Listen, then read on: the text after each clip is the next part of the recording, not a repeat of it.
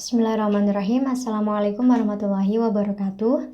Pada kesempatan kali ini, izinkan saya mempresentasikan kembali materi perkembangan fisik dan kognitif pada masa dewasa, mata kuliah psikologi yang diampu oleh Ibu dosen Ellen Prima, SPSIMA.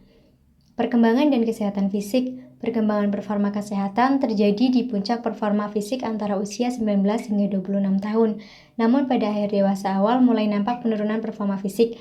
Kesehatan. Yang pertama, angka kematian individu ketika beranjak dewasa 2 kali lipat lebih besar dari remaja dan sebagian besarnya adalah laki-laki. Yang kedua, tahu cara mencegah penyakit dan meningkatkan kesehatan, namun tidak menerapkannya terhadap diri sendiri. Yang ketiga, sebagian besar kebiasaan yang merugikan kesehatan terbentuk pada masa remaja semakin melekat pada masa beranjak dewasa. Yang keempat, gaya hidup terkait dengan kesehatan yang pada gilirannya akan mempengaruhi kepuasan hidup. Selanjutnya ada perkembangan kognitif. Tahap-tahap kognitif yang pertama menurut Piaget ada cara berpikir formal operasional, yang kedua kuantitas jumlah pengetahuan lebih besar, yang ketiga lebih sistematis dan terampil. Selanjutnya ada menurut ahli perkembangan, yaitu idealisme digantikan realistis dan pragmatis. Selanjutnya lagi ada menurut Perry, yaitu pemikiran yang reflektif dan relativistik.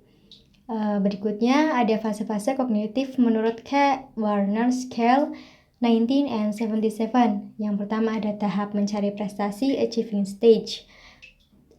Terjadi pada masa dewasa awal berkaitan dengan perencanaan di masa depan. Yang kedua ada tahap tanggung jawab atau responsibility stage. Dimulai sejak masa dewasa awal dan terjadi ketika keluarga sudah terbentuk, pemenuhan kebutuhan pasangan dan turunan. Yang ketiga, tahap eksekutif atau executive stage terjadi pada masa dewasa madya dan individu bertanggung jawab terhadap sistem di lingkungan, terutama yang berkaitan dengan keorganisasian atau lembaga. Yang keempat ada tahap reintegratif atau reintegrative stage terjadi pada masa dewasa akhir dan individu memfokuskan pada kegiatan yang bermakna bagi dirinya. Selanjutnya, kreativitas. Puncak kreativitas diraih di masa dewasa, seringkali di usia 40-an, setelah itu menurun. Meskipun demikian, terdapat variasi ekstensif individu untuk hasil kreatif tentang hidup seseorang. 3 hal penilaian kesimpulan mengenai usia dan hasil kreativitas menurut Simonton 1996.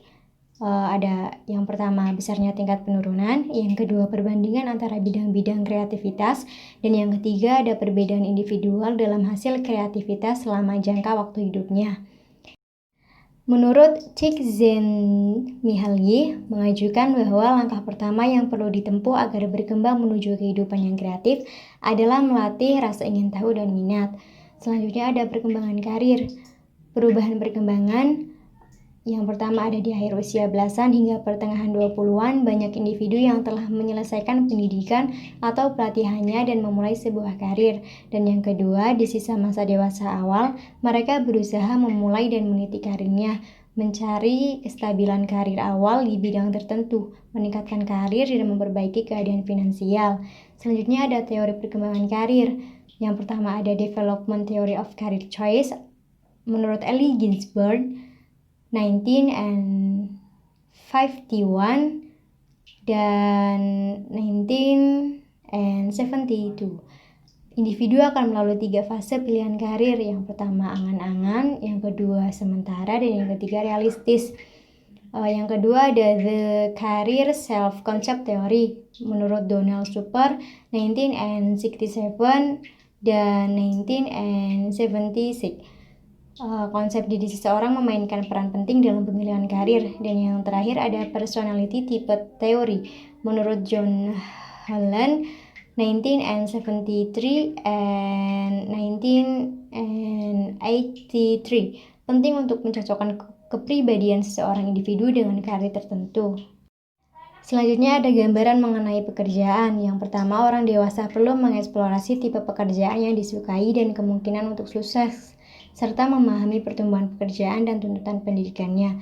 Yang kedua ada perkembangan karir adalah aspek penting di masa dewasa awal dan bekerja menjadi aspek sentral dalam hidup kebanyakan orang dewasa.